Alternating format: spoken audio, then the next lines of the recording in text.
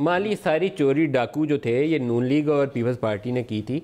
कल अगर मीटिंग के अंदर 2-3 वज़ीर उठते हैं, फैसल वाडा उठते हैं, मुराद सईद उठते हैं और तशवीश का इजहार करते हैं कि महंगाई बढ़ गई है, प्राइम मिनिस्टर अपनी तशवीश का इजहार करते हैं, ओपिनियन ले रहे हैं बुला के एक्सपर्ट्स के साथ, तो उसको मैं आपको आज प्रोग्राम में सुनना चाहूँगा। ऑनेस्ट ओपिनियन दीजिएगा, आप तगड़े आदमी है, कमज़ोर नहीं है इतने, सच बताइए कि आपकी इकनॉमिक परफॉर्मेंस अच्छी है कि बुरी है। देखिए नदीम साहब, हर आदमी का गाड़ी चलाने का तरीका, बयान देना। बिल्कुल, देखिए हर आदमी का गाड़ी चलाने का तरीका डिफरेंट है। जिस तरीके से मईशत की गाड़ी चलनी चाहिए वो उनका एक स्टाइल है, वो अपनी तरफ से एक फाइनेंस टीम चला रही है।